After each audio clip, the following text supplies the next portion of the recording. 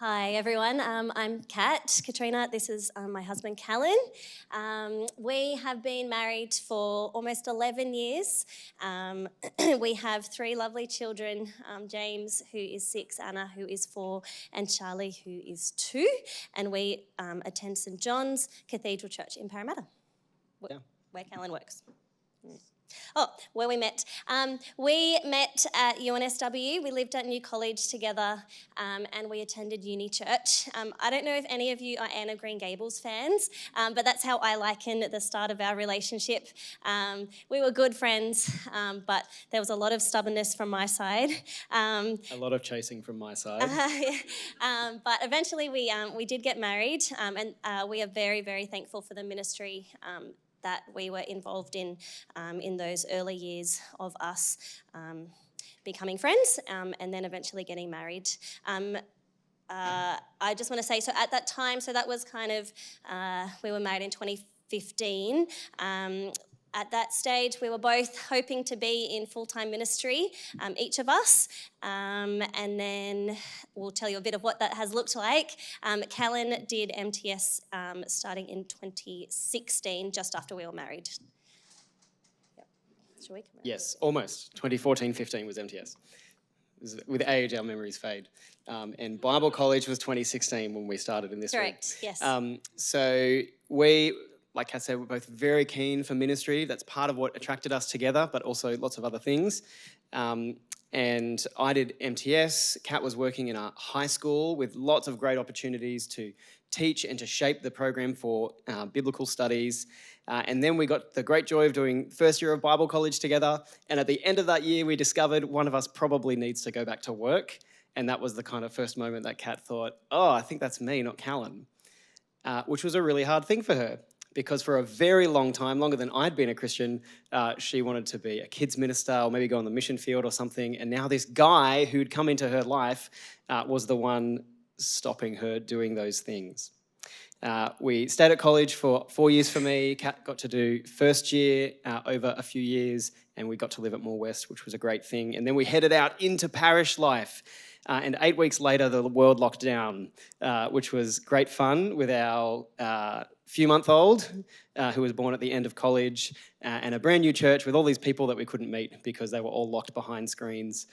And the first 2 years, our church, just because of where we met in a school, meant that by the time we'd been there 2 years, we had been less than 50% face-to-face, which was a really interesting way to try and get to know people and build relationships.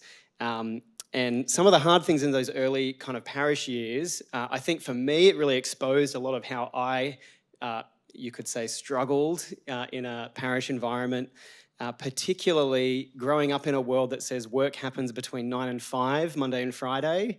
And so at every kind of minute in between those, hours, I kind of thought I should be doing something worky, and yet there's lots of other work things happening outside of those hours. And everything's locked down and just created a little bit of pressure and tension in the home. The other thing that I found really difficult in that moment was some very binary thinking that I had, which was kind of with a young newborn and Kat struggling, and a diary for me that was very flexible and arbitrary, by which I mean I can kind of leave the house when I want on many days. And so at kind of... Except that he wasn't leaving the house because it was locked down. Except that it was locked down. But I could kind of go to work, when I want. And so I had most days, this really strong kind of conflict internally of going, Kat's struggling with our kid, I can walk out the door or walk to my office and be a good worker and a bad husband and a bad father, or I can stay here and be a good husband and a good father and a bad employee. And I just had this kind of constant inner turmoil that was happening in those first few years. During that time as well, at our first church, I was able to be involved quite heavily in the kids ministry. We, for 1 year, didn't have an employed kids minister, so I was able and had the privilege to organise kind of lesson plans and programs and really slowly build up our very small kids ministry. And that was a great joy for me. I think it was a great season in that we had one son. He had good sleeps in the middle of the day, and so I really enjoyed doing that that church work as well as being a full-time mum at the same time. All right. Oh, but what was difficult for me after that year, praise God, he brought along a kids minister to the church that we were at. And so all of a sudden I went from, I guess, at least internally, having this kind of this productive thing that I could do with my time to just having to reevaluate what does it look like now to still be serving in the church that we're at, but not having that organisational role with the kids ministry. I found that really difficult at that time. I think I can add there as well. I think for Kat, a lot of it was, I know I'm a mum, I know I kind of have things to do at church, but what's my place? What am I meant to be doing? Because all these other people seem to be doing that. Kind of what's that thing that I can really pour my energy into has been a question that I think has kept coming up. That was kind of one of those moments when it really came up. Anyway. Yeah. And I think that's what you've just said here, isn't it? Oh, I think that's what I've just said. Yeah, good. Yeah, and I think from what Callan, just going off from that as well, I absolutely love our children, and I have really loved being at home with them in those early years. I enjoy doing the crazy, messy painting and, small world play, and then I regret it later because our house is an absolute mess all the time. I have really enjoyed that, but it has been difficult as well at times in not necessarily having any kind of formal position or role to play. So that's been something that's been difficult for me to kind of navigate in the last few years. There's been lots of negative things that we've talked about, but there have also been some really, really great things that have happened that we've been able to be a part of in these first few years of full-time ministry. We've had the joy of having lots of small groups in our home. So like we said, those first 2 years when our church wasn't meeting in person regularly, eventually we were able to have small church. And so even though we weren't getting to know the large church each week, we would have smaller groups of people come into our home and we'd watch church online together, and we'd always have lunch afterwards, and that was a really great joy, having people in our home. We also, in those first few years, just felt really embraced as a young family. The family that hosted our Bible study group, it was a nighttime group, they said, we don't want you to have to stay at home because you have small kids. We're going to set up the porta cot every week, and it will be ready. It will be there for you to use. The room is there for you to use. Come and join us. And I felt really welcomed, and we as a family felt really, really welcomed in that. It's also just been a wonderful time the last few years of doing ministry together, working out how do we as a family serve in our church, how do we serve the people God has put in front of us, and that has been a great joy. We're now in our second church post-college, and it's been wonderful doing ministry together with those two different church groups. One of the other great kind of benefits of a hard start, if you can call it that, in kind of COVID and kind of exposing some of the ways that I thought about work and church life and things, was it just gave us an opportunity and really forced us to start thinking very hard on our principles. What is driving the way that we think about being a family and doing ministry together? Do I just expect Kat to just take every single thing that kind of fits in the home category so I can do every single thing that fits in the church category? So it was a great opportunity to start reflecting on some of those things. We've written down some of the principles from the Bible that I think really have shaped the way that we think. One of them is the very first talk from today, the radical call from Jesus to put him first over our family, which actually means putting him over our ministry and over our church obligations and kind of some things going on in the home. Actually, he's number one, right? I need to be his disciple first, and actually pursuing him and growing as a follower of him. That's the number one thing. And that's really important kind of as we were thinking, how are we spending our time? What are we meant to be doing? Then on the flip side, the call to honour the family relationships. The first thing he calls us to do is to love those people right in front of us. And so he is calling me to love Kat as he has loved us as the church. That is a claim on my time, for Kat to honour me, for Kat to seek to be a wife that honours Jesus in this relationship, for us to love our children and raise them up to know and love Jesus. So this call to honour our family relationships. And then there's the way that blood family and church family are related and how they often inform each other. The way that we learn to be a family together is going to shape the way we do those relationships at church and vice versa. There's another key biblical principle that we were thinking through. And then also the goodness of the diversity in those spaces. Diversity in family, whether that's the differences between us or between our kids and those in our family, or the differences in each member at church. There's a goodness in that, that we're all different and we bring different needs, but also different things we contribute. Another key principle was God's power in weakness. Actually thinking some of the struggles we're facing are actually just part of the package of having young kids. Like that's in the design.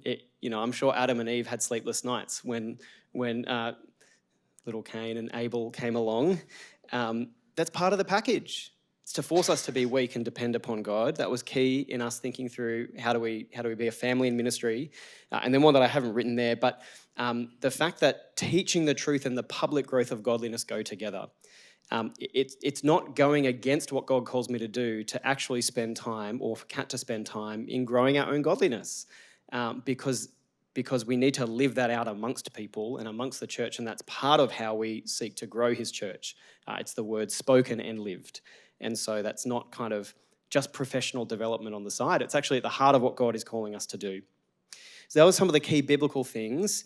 And that shaped some of our principles. And so some of the things that we have particularly tried to do over the last few years is cultivate a sense of both I and we. If you like pictures or diagrams. If you like pictures, there's a diagram. That's on your outline. It's exciting.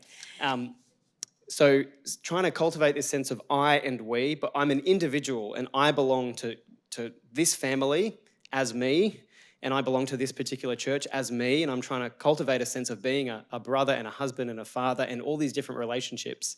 But also, and for Kat as well, as a wife and sister and mother, etc. But also, we are a family unit, and we're trying to cultivate a sense of we do something together. And you can fall off on both sides of that, but really trying to cultivate both those things, I and also we or us. On the I side of things, I'm always wearing my hats. Kat is always wearing hats. I don't take off my dad hat or my father hat just to be a pastor, but actually I'm always wearing them. And now sometimes at church it means, someone needs to look after the kids so that the other person can have a conversation. But we'll get to how it kind of plays out later. But in my mind, we're not taking those hats off. They're always there. I'm always being a pastor who is also a father, a husband, a brother, etc. And the final one is our family is not adjacent to church, but among our church. So I think one of the ways that I realised I was thinking about church was church is over there and I'm in the middle, and Kat and the family's over there, and I'm stretched between them and I have to choose. But actually, I think the scriptures say that I'm embedded in a family and our family is embedded in a church family. And so we always minister as a family and out of our family circumstances among this group of people. And it's a subtle shift, but I found it, and I think we found it very helpful in thinking, how do we relate to church? There's some of our principles. What does it look like? Whew, take a breath. Thanks, Callan. Okay, what does it look like now? Now, our family context is that there are 5 of us. We attend one church. We're at, one of us is at home full-time, as in Charlie's at home full-time, Anna's at preschool, James is at school. This year I'm doing a little bit of part-time work, so that's also at a school. Callan's at church. So we are spread. We attend, like I said, pardon? I'm tired. We are tired, yeah. We attend St John's Parramatta, and what that looks like is on a Sunday, Callan runs the youth group. That's in the morning. As a family, we attend the 4 p.m. Service, which was a plant last May, so we're not 1 year into that yet. During the week, we have a Bible study group that meets in our home. like I said, I'm about to start some teaching, doing some Christian studies. We are both mum and dad. So that's what we are. That's our family. We are very busy. And we feel stretched and we feel very weak. As we're preparing this seminar, we're like, we are not the right people to talk. We are very, very weak. And Callan reminded me that's maybe why we are talking, to remind each other that it is in our weakness that God uses us. We try to make sure that we are all involved in our church life, like Callan just alluded to. It's not just Callan doing the church thing, it's all of our family doing the church thing. So what does that look like for communication and transparency? Okay, so one of the key things is that we're communicating with each other and we're transparent. So we talk a lot, or we aim to talk a lot about what's coming up, what's in our diary, who's going to what thing at church, what things are appropriate for me to maybe free Kat up to be at, and I'm at home and talking with my boss, is that okay that I don't go to this thing so she can go to this thing, and lots of communication so that we can do that. And also moments when I'm like, I need total focus, or I need total attention, I can't have the kids coming into my home office, or I just need to be out all day. But lots of communication and lots of transparency, and with a flexible diary, I think transparency with Kat, with my boss, with other people is a very, very helpful thing. Opening our home or bringing our family and coming as we are. So like we've said, we want to include our whole family where appropriate. The way that we do that is we often have people over to our home, and people are very generous and gracious in coming to us. We try to have, if, say, for example, Callan's having a youth group meeting, his leaders, they might come over, we might share dinner together or dessert together, and Callan includes me in those meetings where appropriate to be another voice. We also are just really keen that... life is messy and family is messy, and so it's okay that we arrive at church and don't look like we have it all together. We definitely don't have it all together, and we definitely don't look like we have it all together. In fact, when we started at St. John's, Charlie was less than a week old, and we had 2 kids who were struggling being in a new church, and they were running around all over the place. And I just said to Callan, I think the way that I can serve at the moment is just by showing how weak we are at church, and people can see that is actually okay, that we are rocking up and we are, trying to, as a family, be a part of the church despite the mess. Our kids are often more loud and more silly the more they struggle. So when they were really struggling, you could not hide what was going on. And we were, at least in our minds, we're those parents who just don't seem to have control of their kids, but that's okay. I think on that as well, I've had to learn this, but I'm just okay to be a husband and father at church. And some weeks to say to people, I'd love to keep chatting, but I need you to come so I can look after my son while I do this. Or I'll often try to go to people when I'm doing a one-to-one or a small group, but every now and then I might say, I need you to meet me at a park so I can watch my kids play, or I need you to come to my house while I look after X, Y, Z, Charlie or Anna or James, while Kat goes and does something else. I'm okay because actually they get to see me as a husband and father, and because I'm seeking to grow in those responsibilities and grow in godliness in a public way in those responsibilities.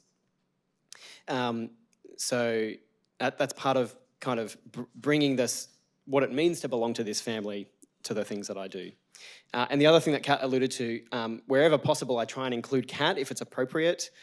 So when I have Teams meetings, I just want her opinion in there, and if it's appropriate, I'll say, hey, she's going to join us as well, because I value her wisdom and I actually want her voice in there, not just my voice in there. We can talk about stuff at home, but how much better when she's in the room in a way for other people to hear that. And even just to kind of bring people into our home to say, you're relating to me, but you kind of understand me by understanding the family I belong to. And so I'll do that where possible. We see our kids as members and contributors. So our kids are as much a part of the church as we are, as our church congregation. So we take opportunities to disciple them at church and to model discipleship. We bring them because they are contributing members to the body too. It's really interesting. Often we might forget that people are watching us as well. Sometimes people will say, oh, we saw how you managed this situation and did this. We think, oh man, people are watching. But that's actually, I think that's really helpful. That is just us as a family, as a Christian family doing life. And if we're able to model that to people who are at a different age and stage to us, I guess that's a good thing too. Yep. One of the things that we seek to be really deliberate in is alternating freeing each other up. I think I personally did this a lot better at our previous church than at our current church. But just me remembering Kat's wearing hats too. She's a mum, she's a wife, she's a sister at church. I actually need to free her to do those things. She can't be the only woman in church unable to contribute because her husband happens to be an elder. And so we often take turns this week. Why don't I have the kids on my radar so you can just go have all the conversations you want. Next week, maybe you'll be watching the kids a bit more closely so I can have those key conversations and kind of communicating about that during the week. And then also freeing each other up to go to particular things. We had a carols service at the end of last year. Our 4 p.m. ran a little kind of family, kind of tactile, dramatic walkthrough of the Nativity. And afterwards we had a carols event, and we had friends who are not Christian who were attending, and they were going to kick on and go to carols. And I said to Kat, oh, I might just kick on if the husband, he wants to stay. And she said, hang on, what if I want to stay? Because I want to spend time with the wife. And so that's kind of one of those moments where I think my assumption, you'll always take the kids so I can do the thing. So actually, no, that's not the way we're seeking to operate. And that's the kind of, how do we free each other up for those things? It's actually appropriate that I go home and be a dad, put the kids to bed so she can keep building this relationship with this lady that we're getting to know. I've gone to that. And lastly, for this section, recognising that our family has capacity, and that's okay. There are 5 of us. Capacity. Pardon? Has a capacity. Oh, sorry. It's a low capacity. We have a low capacity. Callan and I are very different people, and so we have different things that fill our tanks and different things that are more draining. We also have 3 different children, one of who has a few extra struggles as well. And so just as a family, we just need to constantly remind each other and be patient with each other when we have those different capacities and those different needs. What that might look like is on a Sunday when Callan is at youth, we try to take the morning fairly slow so that as a family we are energised enough to be at church at 4 p.m. That afternoon, which goes pretty much until bedtime, and then the rest of the week, follows from that on Monday morning. Sometimes it means that at church, if one of our kids is struggling to be in kids' church, one of us might go and stay with them for a while or miss the whole service. Because for the sake of them, for that particular week, we made that decision. Those are just some examples of, how we work at our capacity. Or one more thing is sometimes like in an ideal world, we'd love to have more people over to our home. Depending on the time of year and the time of term, that looks different as well. Yep. Some of the struggles. So we've got struggles and then joys. So what does it actually look like? That's what we hope it looks like. What does it really actually look like when we try and do this stuff? And then what is it that keeps us going? Do you want to start with the struggles? Okay, my first struggle is that we have Bible study on Wednesday night and the house has to be tidy, and that's really hard to have the house tidy on time for people to arrive. Kind of doing ministry as a family the way that we hope takes a lot of conversation, but actually getting time to have conversation and planning is very difficult. I often freeze when Kat says we need that hour to kind of plan something, and I've already got all my tasks for the week in my head and I get quite rigid. It's hard to get time to actually plan and talk about it. This is an example of miscommunication. I don't know what this next one means, so I'm going to skip. It is hard to see our kids not have peers at church. Our 4 p.m. congregation, as of yesterday, now has 4 other kids, a student ministry family that are joining us for 1 year, and we are so thankful for to God for that provision. But apart from that, there's no other children, local children that come to our church. And that's a big struggle. And I feel quite guilty about that often. And it's something I often bring to God. Please bring more children. Yep. I think we like to alternate things, but I actually really struggle to keep my radar on. So even sometimes when I say to Kat, I've got the kids, she's still the one who ends up having to go deal with something because I was absorbed in a conversation. So there's the intention and then there's the reality. And I think as well, but probably just as a man, I still have this very deep assumption that she'll take stuff off my plate so I can go do that church thing. And so often the assumption is that rather than us actually talking about it. And then there's something completely appropriate for her to be at. And she's like, hang on, why did you assume I might not want to go to that? So that's the reality sometimes. Yeah. Like we said, our family does a lot of things together, and we want to, as a family, be doing ministry together. That is a real joy, but it takes a little bit more time and a little bit more effort perhaps than if we just said, Callan, you go and do the thing, and we'll be on the sideline. So it's a wonderful joy, but it also does make things a little bit more complicated logistically. Yep. I wrote that twice. There we go. What are some of the joys and blessings? So why do we keep doing this? It is harder. It's a lot harder, and it takes more effort for us to function in trying to both be the I and we that I said before, than just saying, I'll go do church over there, you go do family over there. It's a lot harder for us. Why do we keep doing it? First, because I think it just comes out of what we think the Bible is calling us to do. But also, we get so much blessing out of it. The love that we get or that our kids get from our church family is just such a precious thing. We get to see the gospel at work in people's lives in very, very kind of personal ways, and it is a wonderful joy and blessing. It's a great joy to be part of shaping a church community by being a family. And just having people sometimes feed back and say, actually, the culture has changed slightly at church because of some of the things that you have brought into it. We're not there to kind of get that feedback all the time, but it is an encouragement when people see the work that God has been doing through us and through our family. I think there's a great joy in getting to do something and seek to achieve something as a family and not just my thing over there, which is a lovely thing that we get to do together. And then also we just get time as a family that I wouldn't get or that we wouldn't get if I was working in something else, which is an incredible privilege that we don't take for granted. Do you want to talk about some resources? Yes, and thank you so much for listening, and we're really excited in a minute to hear from Ros and Moussa. We just thought the last thing that we might share with you are just some resources that we personally have found just really helpful to encourage us in this stage of our lives. I'll get Callan to talk about the second two, but the Faith in Kids podcast. Oh, put your hand up if you've heard the Faith in Kids podcast.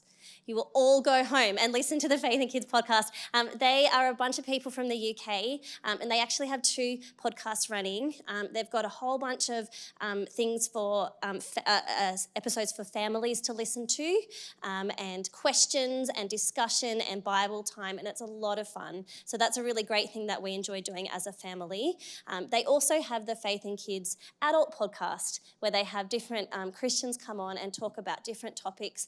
And if I'm in the car or just, folding clothes, have a moment to myself, I often listen to that, and I just find so much encouragement from the work that they are doing. So Faith in Kids podcast, I highly recommend. 2 things I found particularly helpful, or the second one we've kind of both fed back on, but the Parent Hope Project by Jenny Brown. Jenny's a psychologist, she's a Christian, she ran or started the Family Systems Institute, and it's just about different seasons in parental life, and just the kind of things that get raised for you. I found that particularly helpful as I'm seeking to kind of both grow myself in this family context, which just shapes the way that I do all my relationships everywhere. I found that particularly helpful. And finally, just Parenting by Paul Tripp is a great way to think, what is God actually calling me to do and to be as a parent? The reason I think that's so helpful for this conversation is because often it's the thing I'm called to be in church and in church family, the way I'm seeking to actually be grown in all of these things. So there's 3 things we found helpful as we sought to be a ministry family. We hope that's helpful for you. Thank you.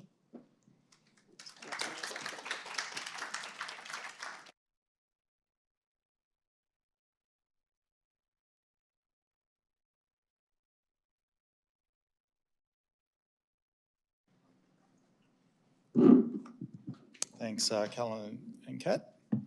Hi, everyone. My name is Moussa, and this is my wife, Ros. We've been married for 32 years, and we've been in ministry together in one way, shape, or form over those 32 years, but about 26 years since we left college. It wouldn't come as any surprise to those of you who know us that we're very different people. Opposites do attract. We come from very different backgrounds. I was born in Syria, raised in a kind of an Arab family, and grew up mostly in the western suburbs of Sydney. Ros has, I think, like mostly an Australian heritage, as far back as she can trace, and grew up in the leafy North Shore of Sydney. I think Ray Galea joked at our wedding that when I was growing up wearing flannies and desert boots, Ros was growing up wearing country road. Anyway. But it's not just our different backgrounds. We've actually got very, very different personality types. So I'm a morning person. I'm quite an early riser and I'm quite chirpy in the morning. But after 9:30 at night, there's not much conversation. I'm off to bed. But Moussa comes alive at night. He's a night owl. Things begin at 11 p.m. for Moussa. So not a lot of overlap there. I'm a personality type that likes to be organised. I like to, keep things on track, generally keep to time, meet deadlines. Moussa has a much, much more fluid relationship with time and punctuality and deadlines and all of those things. I quite like admin. I'm happy doing admin. Moussa just absolutely hates it. Moussa thinks in big pictures. I like to know the details. Moussa's an extrovert. He just has so much energy for people. I'm an introvert who loves people. I would say that over time there's been a lot of tension in our marriage because of these differences. We're so different. And there's been conflict, and we've had to work out over the years, well then how do we work together? How do we work together in our marriage? How do we work together in ministry when we are so different? We can see now that our differences have been a blessing in many ways. We bring different perspectives and different skills to ministry things in the family and beyond. And we've learned so much from each other. We've helped each other to grow in areas that we're actually weak in ourselves. And hopefully, as we tell our story now, some of those things will come out as we share our story today. Yeah, I think one of the great strengths of our marriage is the way that we recognise that we had shared values. We both love Jesus. We are really fueled by his love and grace, and we do want to spend our lives serving him and serving his people. And we love evangelism. We want to make Jesus known to people who aren't yet Christians. And we're both committed to sharing that gospel with the multicultural world, the world out there, not just immediately around us. We thoroughly believe that God has spoken through his word, and we're both committed to living in obedience, even as it relates to complementarianism, and we work hard at trying to work that out. And each of us came to that clarity about the meaning and purpose of our lives before we even met, and this commonality, I think, gave us a really strong, firm foundation from the start.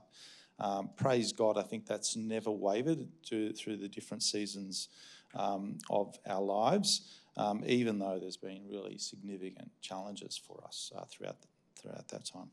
Yeah, it really has been such a great blessing to have that common foundation.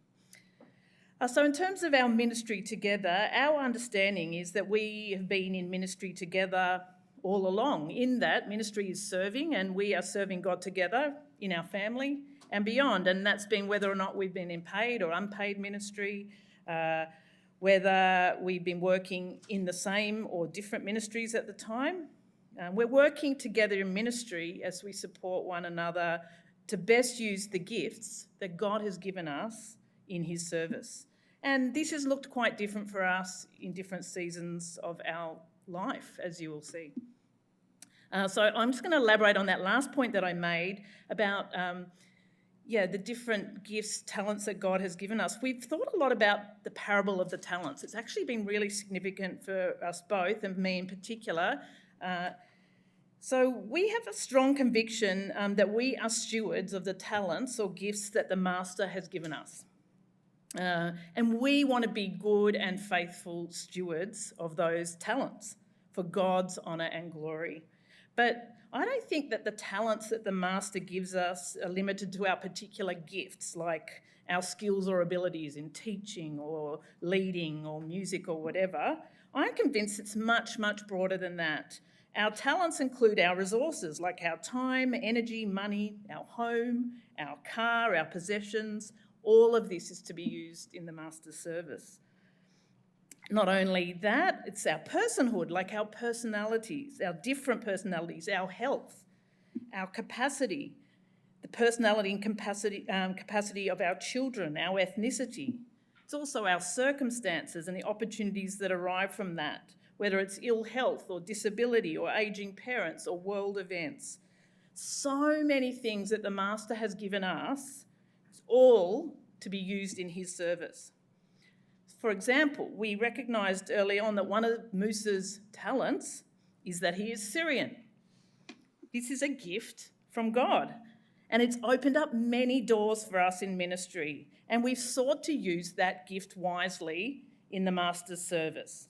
And you'll hear more about that as we go. That's why we did multicultural ministry in the end. Anyway, another principle is our primary allegiance is to Jesus and his people. But under that we know, I guess, the importance of our marriage together and to stay married, which has been a challenge. At times it's been hard not to neglect our marriage. We found it important to focus on our marriage because really the pressures of our family life in particular, as you'll come to hear, and the many ministry opportunities we've had over those times have actually made it difficult sometimes just to simply remain connected and on the same page together and not tread on each other's toes in the process. Anyway, I'm sure that'll come out in our story and you'll hear how we tried to work that out as well as the mistakes that we've made along the way. So we're just going to share our story with you now. We've grouped it under seasons. So hope you enjoy.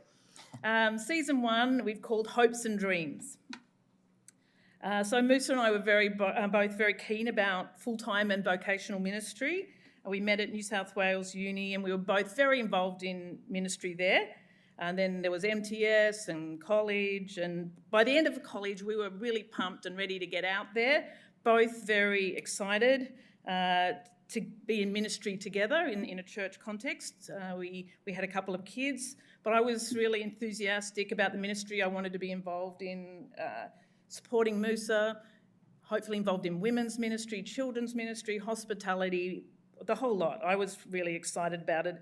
And it's embarrassing to say, but I thought I was going to be really good at it. So I was pretty confident. I thought, he's lucky to have me, and God's lucky to have me as well. You know where this is headed. So things took an unexpected turn. I think when we came out of college, our ministry reunion time actually after Moore College, everyone, I used to describe it as each and every one of us thought we were taking on the world and we were going to change the world for Jesus, and we were going to do it on our own. We got off to a rough start. That was our first realisation. Because of my background, I was very keen to get involved in multicultural ministry, and that became possible in 2001 when we left college. We began leading a multicultural church. I was excited to get started. I really enjoyed preaching, getting alongside people. I had lots of ideas for how to go about training leaders, reaching out. But it was a difficult time on the family front, and we almost from the outset. Our son, Ben, was just 6 months old when we started at church.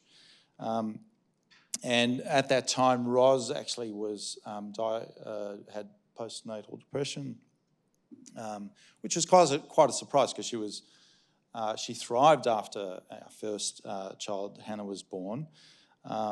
And within that first year of ministry, it became clear that Ben was not developing normally, and was very soon after that diagnosed with autism. And for him to be diagnosed at an early stage tells you how severe it was. And at that time, there was very little understanding of what autism was. I wasn't really completely aware of it. No NDIS, and great pressures on the family, basically, to provide what was considered at the time the way to treat it, which was intense therapy for about 40 hours a week. We simply couldn't afford the therapy, so Ros did the training, and she decided she would take on that role, and I would go off and do the role of being a pastor of a church. And it was really distressing, and it was quite demoralising for Ros, as Ben really made no progress. And it didn't help when every time we met someone, how's Ben going? How's he going with therapy, et cetera, et cetera. And we really didn't have much to say to all of that. And so as a result, I think she sank deeper and deeper into her grief and depression. And I think for us, we often look back at that time and we describe it as a fog. We were just simply going through a fog, not knowing where really we were heading and what we were doing. And that's what it felt like for both of us. We're living very dark, run-down rectory, which Ros found very depressing. I mean, I didn't find it depressing, but Ros really did, and I didn't take that seriously enough, and was of no help to her in that time. It was really hard for Ros because with managing both Ben and Hannah at church without any help, she often had to leave quickly after church, and so she became increasingly isolated. And I must say that I've really got regrets about the way I handled that at the time. I was reluctant to ask the church for help because I deep down thought we were there to help them, not the other way around. We both went in there thinking that was the case. And I was reluctant to get the church to spend money on a building because that was my background. You don't spend money on buildings. But it did nothing for our church, for our family. Yes, I would say that we weren't really working well together in ministry in those years. We were both grieving Ben's diagnosis very differently. We would manage our stress very differently, and we weren't really listening to each other. Every day was a struggle for me with Ben, trying not to neglect my other child, Hannah. I was struggling with grief. I had a lot of feelings of inadequacy. More than anything, I had this huge burden of guilt that I was carrying, that I was not doing the ministry at church that I thought I was supposed to be doing. As I emerged from the darkness and fog of those first few years, I could see how God was teaching us both some very important lessons that we really needed to learn so that ultimately we could work well together in ministry. God was shaping us. So for me, the first lesson was grace.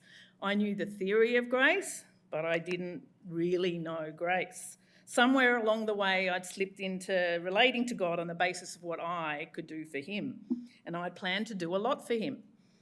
So when I felt like I could do nothing for him, like even getting to church was just such a big challenge, I just felt this huge burden of guilt and failure and disconnection from God. But I desperately needed God just to survive each day. So I had to come to him empty-handed. He brought me to my knees so I could finally understand those words, "Nothing in my hands I bring, simply to your cross I cling." So I really came to know and treasure God's grace. It was like this huge burden that I'd been trying to carry and couldn't carry. It was just lifted off my shoulders. It was just such a relief. I can see now this was really critical work that God was doing in my heart, shaping and moulding me. I really needed to learn this. We are saved by grace, not by works. So we can't boast. And we are God's workmanship. He's shaping us to do the good works that He's prepared for us to do. So God was working in both our hearts to shape us for the good works that He's got us to do, not the ones that we planned. The second lesson that I learnt was what I mentioned earlier. I was really wrestling with the parable of the talents, and it really started to come together in my understanding at that time. See, when I'd been catching up with college friends, I was constantly comparing myself to what the wives of the other ministers were doing and what they were involved in. And there was one particular friend who I really compared myself to. She was doing lots of women's ministry and kids ministry and hospitality, and she was even speaking at conferences. It was amazing, all of this stuff. And then when I was reflecting on the parable, it came to me that the master never really compares the 5-talent servant to the 2-talent servant. Never says to the 2-talent one, why didn't you earn another 5? It was, if they used what they were given faithfully, well done, good and faithful servant. There was no comparisons. Why was I comparing? Why was I doing that? That was so unhelpful and it was so destructive. And when I thought more about that friend who was doing all of this ministry, I thought, well, that really works for her in her marriage and her context. That really works for her with who her husband is and the way they work together and his gifts and his limitations and her gifts and their family and the context that God had put them in. And that way I could celebrate in the way God was using her. I didn't have to compare myself to her. And I didn't need to judge her either to make myself feel better. We're all responsible to use our talents in the Master's service faithfully, and that includes our family and our life circumstances. And this was really significant for me, and I've come back to it again and again over the years. We call the next phase persevering. So in our 15 years in that church, there were some really good times of ministry that we were able to do together. When Ben was in programs during school hours, Ros was able to get involved in various ministries like playgroup, women's Bible study group, and training a young woman that we had doing MTS with us. And she really thrived and did and really enjoyed those things. And during those years, she really complimented me by helping me with various organisational things that I needed happening and planning and what have you. We tried to be hospitable as much as we could, but that was often difficult with the limitations of the rectory and particularly the challenges of life with Ben's complex and at times in those days very antisocial behaviours that he did, which was quite embarrassing. And we would regularly talk through ministry together in those times. We would often have very different perspectives, so that was great. We often didn't express those different ideas and perspectives in helpful ways, but and there was conflicts as a result of it. We were both stubborn and could really clearly see through our own eyes, obviously, and it didn't always feel like we were working together well. But God, I think, was using those differences to grow each of us, like iron sharpening iron. And we were learning from each other, even if we weren't quick to admit it at the time. And I'm glad to say now, in God's goodness, God really has grown us, and we can have those same robust discussions, expressing our different opinions without the angst and emotional turmoil that are often brought about in those early years. I guess in this season we would say where we were persevering and trying to do ministry together as a church and family. We were growing. God was refining us, but it was hard because of our particular family circumstances at the time. That was persevering. We've called season 4 suffering together. So this season was surrounding our pregnancy with our 4th child. So there'd been plenty of suffering in the years before this, especially with some of the distressing behaviours that we've mentioned that Ben had. And these were bringing us to breaking point. We weren't relating to each other well through that, and we were really struggling in ministry at church. I remember one particular day lying on the rectory, this dark, depressing rectory, on the floor and just weeping, and I just was crying out to God, and I just said, I just can't get any worse. I felt like it was rock bottom. It couldn't get any worse, but it did get worse. It was like that week that we found out I was pregnant with our fourth child. It was unplanned. Very soon after that, we found out the shattering news that this baby had very little brain development. He had enough brain to survive, but not to do much else. He wouldn't see or hear, wouldn't move, wouldn't communicate. So it was just, we were flawed. Time stood still. How could we possibly manage this?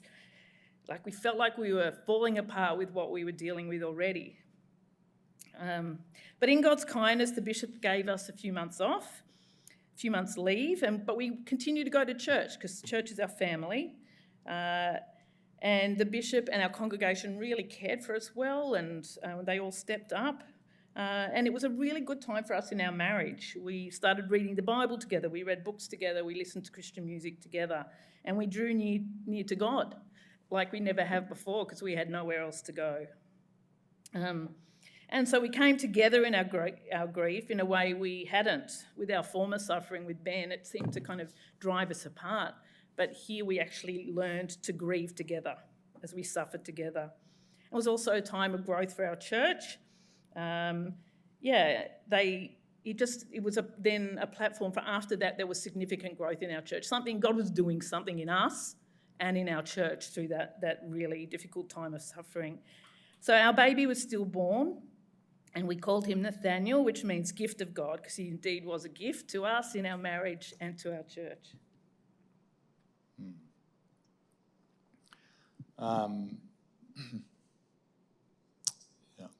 Still.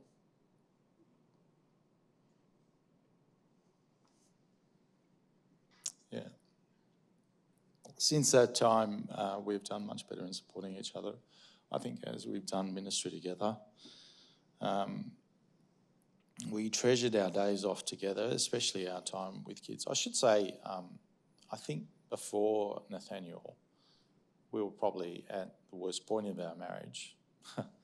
And then after Nathaniel, I think we were the strongest in our marriage it's ever been, I think. Yeah. Anyway, holidays were really difficult for us and not at all relaxing for me in particular, but for either of us. Ben was out of routine, and we realised it was very difficult for us just to have holidays as a family. So we had to learn to support each other to take separate holidays. That's what our holidays became. Ros would manage the family, so I could go away a few days fishing and just, trying to take my mind off everything. And then I would try to look after the kids so that Ros could go away hiking. I started seeing a mentor at that time, which was enormously helpful, both in just working through church stuff, working through my weaknesses. I finally decided to do something about the church and management skills that I needed. But also, surprisingly for me, it really actually helped in our relationship together as I learned to listen better to Ros and then communicate in a way which was far more effective. It really made a huge difference to both church and family life together. But the pressures of parish ministry, and particularly the challenges of dealing with Ben, made me think about whether it was just time to move on from parish ministry. We even wrestled with the question whether we should stay in ministry at all. And I thrashed it out with my mentor and others and decided that it was a good idea to leave parish ministry and go off into student ministry, which leads us to our current season. Our current season, season 5, I've called Working Together Differently. So after that 15 years in the church-based ministry, Moussa started working for AFES at Sydney Uni with a focus on training students in Muslim evangelism. I got a job as a biblical studies teacher and chaplain at an Anglican girls' primary school. And this change was really good for us both. Moussa loved working with the students, and I loved teaching the Bible to children. We enjoyed going to our new church together and serving there together without having that ultimate kind of weight of responsibility on us for running things. Yeah, so this time we really were doing separate ministry, but not really. It was in separate places. The work was very different, but together we were supporting one another a lot better, I think, in the gifts that God had given us to serve him. And in that way, we really were working far more effectively, I think, together in ministry. We would pray for each other's different ministry opportunities. We'd talk things through together and always involved in the new church in whatever ways we were able to. But the church we were attending really didn't need us that much. It was really well resourced. And it was during that time that we decided together that now our kids were getting older, it would be good to move to out of our place in Bardwell Valley and into a part of Sydney, where the churches were far more focused on multicultural work and much less resourced. And so we decided to go to St James in Barella. Ros ended up actually getting a job on the staff team after a year just there as the assistant minister focusing on mission. And she loves it, and we love serving there together because it is rather multicultural. And there was a bunch of Persians there that weren't being well looked after, and so we both decided to run a Persian ministry together there, which has been a great joy for both of us as well as very demanding in the process. Our minister, Mike, really likes to use me to preach from time to time, and he loves talking things over with me. So it's been a good joy and blessing. Now I actually stay home on Sunday nights. It's the first time in many, many years I've done that while Ros goes off to evening church and serves there. And I'm glad to do that because after all those years of Ros looking after the kids, during those times, I finally get the opportunity to do it as well. And sometimes when I'm preaching, Mike will encourage Ros to just simply stay home and look after Ben so that we can keep ministering together. I'm really grateful, very grateful that Moussa supported me to take on this role at church. And we have lots of great chats about ministry stuff. I love getting Moussa's input. I really value his input, his perspective and his experience. I'm working quite a lot with Muslim women. We've got a lot of Afghan refugees in the area. I'm also reading the Bible with a Pakistani Muslim lady, and I'm just always picking Moussa's brain about, what should I do? How should I answer this? I really appreciate it. He's also been super at listening to me. After all those years of not listening, he's really learnt to listen to me. It's wonderful. And so I'm often downloading about how anxious I feel and imposter syndrome and all of those things. And he's really good at listening and just sitting with me in that and praying for me.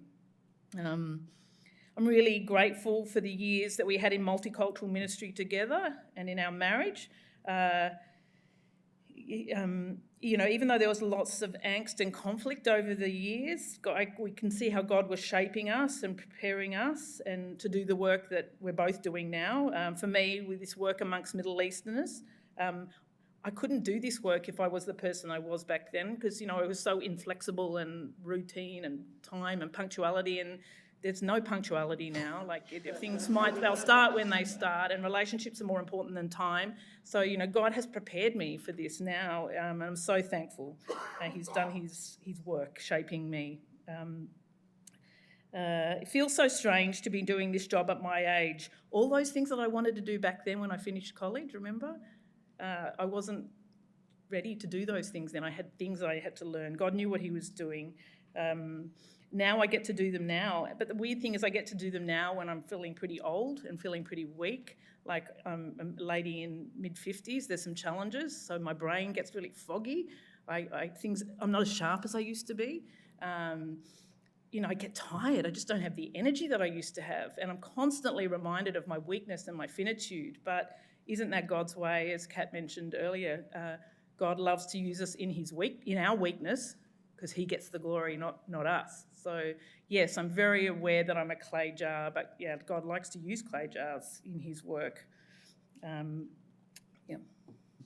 Glad that she's finally recognising the Arabs are the best. Anyway, as we get older, we talk more and more about investing in and training and serving the next generation. So I particularly love investing in the students at APS, and I also help out a little bit at Moore College.